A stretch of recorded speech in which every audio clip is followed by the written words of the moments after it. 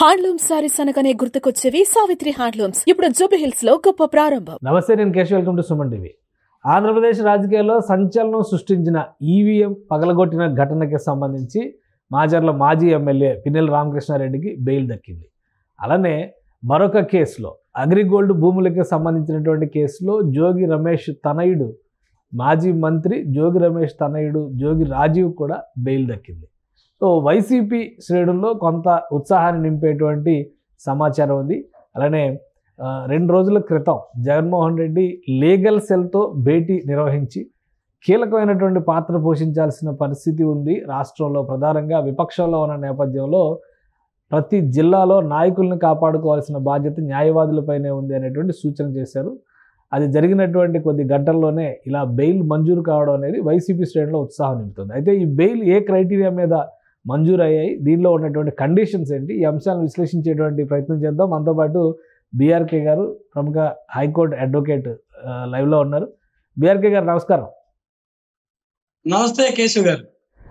ఏంటి బెయిల్స్ వరుసగా 2 తీపి కబుర్లు వైసీపీ నాయకులకి. ఎందుకంటే పిన్నెల రామకృష్ణారెడ్డికి ఇప్పటికే చాలాసార్లు రిజెక్ట్ అయింది, ఆయనకు బెయిల్ మంజూరు అయింది. మధ్యాహ్నం తర్వాత చూస్తే జోగి రమేష్ తనయుడికి కూడా బెయిల్ వచ్చింది. ఏ విధంగా చూడాలి case by case? First Pinnelli Ramakrishna Reddy ఇష్యూలో ఏం జరిగింది? వాస్తవానికి పిన్నెల రామకృష్ణారెడ్డి గారి మీద మొత్తం 14 కేసులు నమోదయ్యాయి. అందులో 14 కేసులకు సంబంధించి 2 కేసుల్లో ఆయన రిమైండ్ చెప్పారు.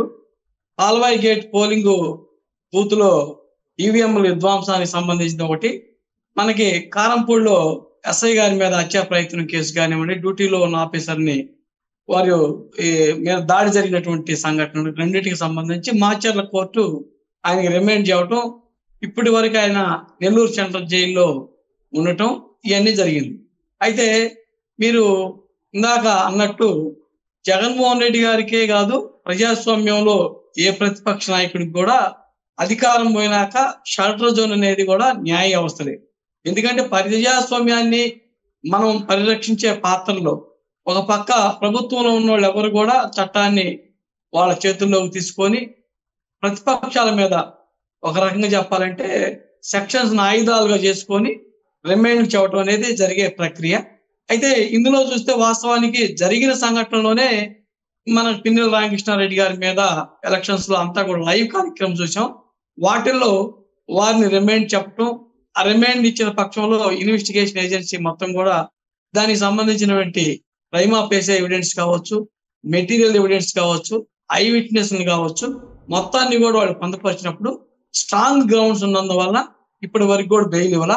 ఇప్పుడు ఒక వారు బెయిల్ వారి తరపున న్యాయవాదులు most of the investigation complete అయింది, ఫర్దర్ ఇన్వెస్టిగేషన్ ఏమీ లేదు except filing of the short sheet తప్పితే అనేటటువంటి గ్రౌండ్స్ వాళ్ళు దృష్టిలో పెట్టుకొని ముద్దాయి కూడా ఎక్కడికి కూడా పారిపోవడానికి అవకాశం లేదు. కోర్టు ఏ డైరెక్షన్ విధించినా ఆ డైరెక్షన్లకి నిబంధనలకి లోబడి ఈ పిన్నెల రామకృష్ణారెడ్డి గారు నడుచుకుంటారు అని వాళ్ళ ఆర్గ్యుమెంట్ లో వినిపించిన నేపథ్యంలో వారికి 50 ఏళ్ళు పూసీకత్తులు, 2 జామీందారులు షూరిటీస్ని ప్రొడ్యూస్ చేయమని, వారి యొక్క పాస్పోర్ట్ ను కూడా కోర్టు సీజ్ చేయమని చెప్పింది ఇన్వెస్టిగేషన్ ఏజెన్సీని. వారు ప్రతి వారం కూడా వచ్చి పోలీస్ స్టేషన్ లో సంతకం పెట్టాలనేటువంటి టర్మ్స్ అండ్ కండిషన్స్, నియమ నిబంధనల్ని విధించి వారికి ఆ డైరెక్షన్ మేరకు బెయిల్ మంజూరు చేసినట్టు మనకి హైకోర్టు ఇచ్చినటువంటి ఆర్డర్లో కనిపిస్తా ఉంది. కావున ఈయన ఏదైతే హైకోర్టు ఇచ్చినటువంటి బెయిల్ డైరెక్షన్స్ ని తూచా తప్పకున్నంత వరకు ఆయన బెయిల్ మీద ఉంటారు.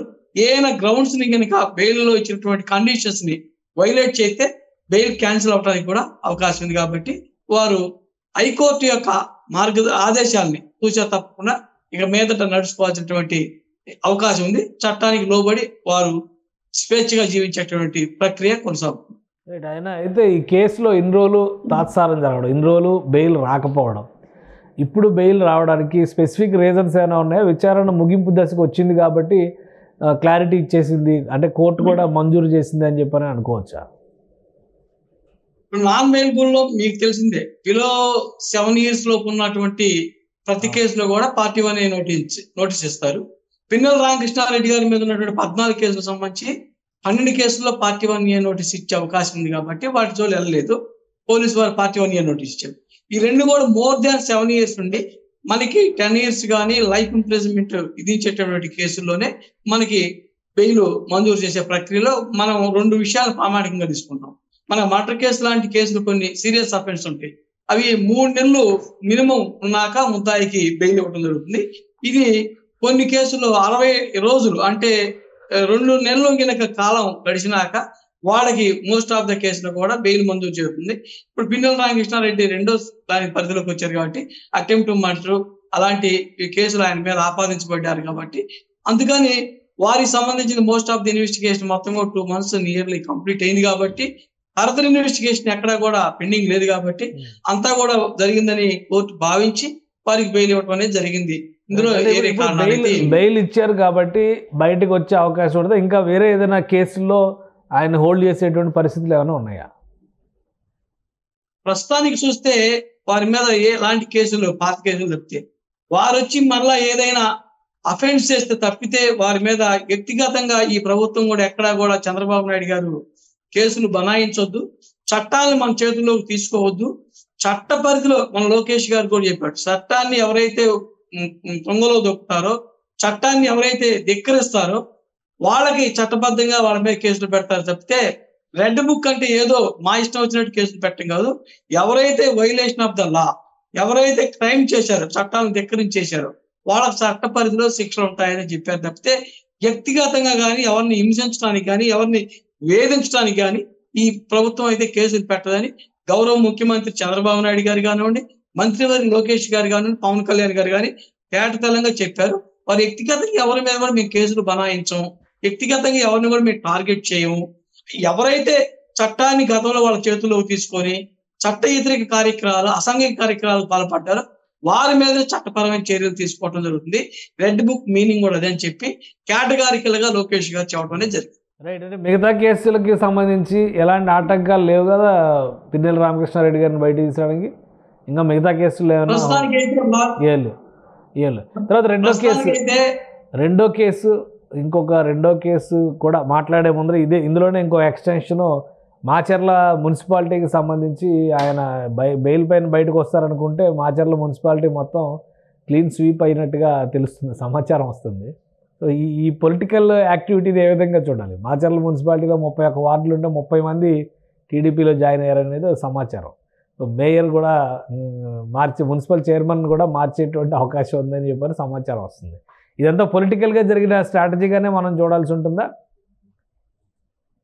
ఖచ్చితంగా పొలిటికల్ గా స్ట్రాటజీలో ఒక భాగం అని భావించవచ్చు. అందులో అనుమానించడానికి కానీ కాదనడానికి కానీ ఎలాంటి అవకాశాలు లేవు.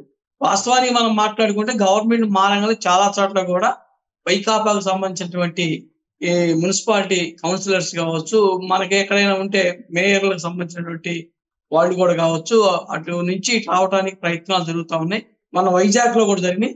అదే క్రమంలో తర్వాత ఇప్పుడు మాచర్లో కూడా జరుగుతున్నాయి.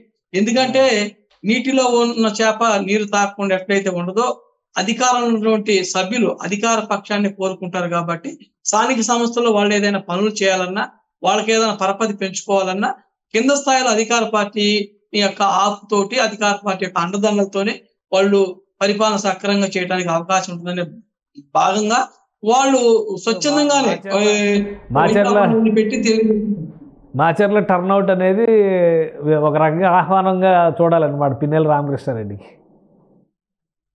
ఎప్పుడైతే పిన్నెల రామకృష్ణారెడ్డి జైల్లోకి పోయి ఆయన రక్షించుకోలేని పరిస్థితుల్లో పడిపోయి ఆయనే డిఫెన్స్ మోడ్ లోకి పడిపోయినాక ఏదో అంటారే అసలు రాముడిని కొట్టినాక బుల్లి రాముడు పెద్ద లెక్క అని, ఆయనకి ఎప్పుడైతే పిన్నెల రామకృష్ణారెడ్డికి దిక్కులేని పరిస్థితుల్లో నెల్లూరు జైల్లో 2 నెలలు పైసలకు మగ్గి ఆయనకే ఎవరు కూడా ఓదార్చేవాడు లేక చివరికి జగన్మోహన్ రెడ్డి కూడా సోషల్ మీడియాలను సాక్షి మీడియాలను ఓదార్చడం తప్పితే లైవ్ లో కానీ ఫిజికల్ గా కానీ ఎక్కడ కూడా ఆయనకి అటాచ్మెంట్కి వెళ్ళి ఏ నాయకుడు కూడా సపోర్ట్ లేని పరిస్థితుల్లో కింద స్థాయిలో ఉన్నటువంటి నాయకులకు కూడా ఒక రకంగా చెప్పాలంటే ఏ అండా లేక ఎవరు కూడా వాళ్ళకి ఆపు లేని పరిస్థితుల్లో తెలుగుదేశం పార్టీని ఆశ్రయించారని మనం భావించుకోవచ్చు.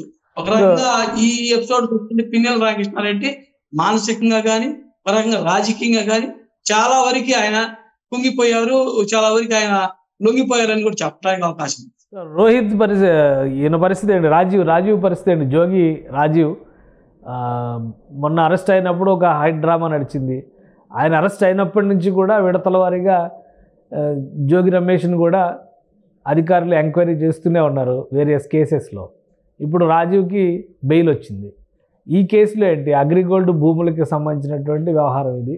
చాలా ఫాస్ట్గా బెయిల్ వచ్చినట్టుగానే చూడాల్సి ఉంటుంది. ఎందుకంటే ఒక 10-15 రోజుల క్రితం జరిగినటువంటి సంఘటనే ఇమ్మీడియట్గా కోర్టు నుంచి ఉత్తర్వులు బెయిల్ రావడమే పెద్ద రిలీఫ్ కింద చూడొచ్చా? వాస్తవానికి కేశవ్ గారు, నాకు న్యూటన్ సిద్ధాంతం గుర్తుకొస్తాము. Every reaction will be equal into opposite reaction.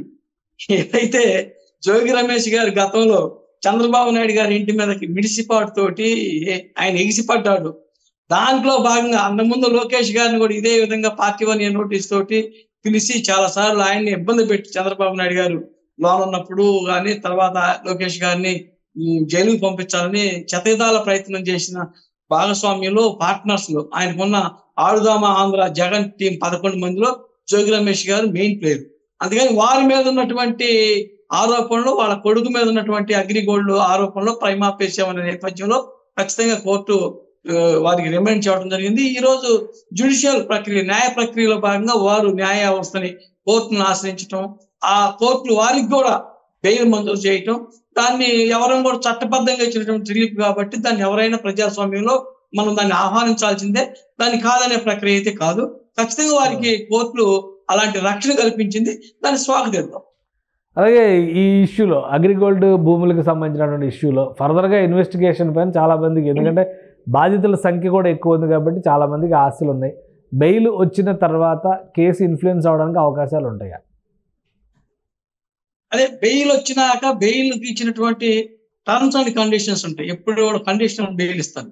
ఆ కండిషనల్స్ ఇచ్చినటువంటి కండిషన్స్ ని ఎక్కడా కూడా ముద్దాయి ఈ తూచా తప్పకుండా పాటించాలి. ఎక్కడైనా ఇన్వెస్టిగేషన్ కి వాళ్ళు విఘాతం కల్పించినా, ఎక్కడైనా న్యాయ ప్రక్రియలో వాళ్ళు జోక్యం చేసుకున్నా, ఎక్కడైనా వారి వల్ల దర్యాప్తుకి ఏదైనా ఆటంకం కలుగుతుందని భావించినా, అలాంటి విషయాలను కోర్టు దృష్టికి తీసుకెళ్ళగలిగితే ఖచ్చితంగా మళ్ళీ బెయిల్ క్యాన్సిల్ చేసే అవకాశం కూడా ఉంది. అందుకని ఏదైతే గౌరవ కోర్టులు బెయిల్ మంజూరు చేసిన కోర్టులు ఇచ్చినటువంటి షరతులకు లోబడి మాత్రం మనం నడుచుకోవాల్సి వస్తుంది. ఈ కేసులో ఏమైనా స్పెసిఫిక్ కండిషన్స్ ఉన్నాయా? ఎందుకంటే పిన్నెల రామకృష్ణారెడ్డి గారికి సంబంధించి పాస్పోర్ట్ హ్యాండ్ ఓవర్ చేయమని చెప్పి కోర్టు ఆదేశాలు ఇచ్చింది. ఈ కేసులో అలాంటి ఆదేశాలు ఏమైనా ఉన్నాయా? ఈ కేసులో ఇప్పుడు ఉన్నటువంటి మనకు అందుతున్న సమాచారం ప్రకారం చూస్తే 2 జామీందారుని పూచీకత్తులు సమర్పించమని చెప్పారు. దాంతో పాటు పోలీసు వారు పిలిచినప్పుడు కూడా వాళ్ళు ఇన్వెస్టిగేషన్ కి సహకరించమని చెప్పారు. అదేవిధంగా ఎక్కడా కూడా దర్యాప్తులో మీరు జోక్యం చేసుకోవద్దని చెప్పారు. ఇలాంటి ఈ టర్మ్స్ అండ్ కండిషన్స్ తోనే ఇతనికి కూడా బెయిల్ ఇచ్చారు.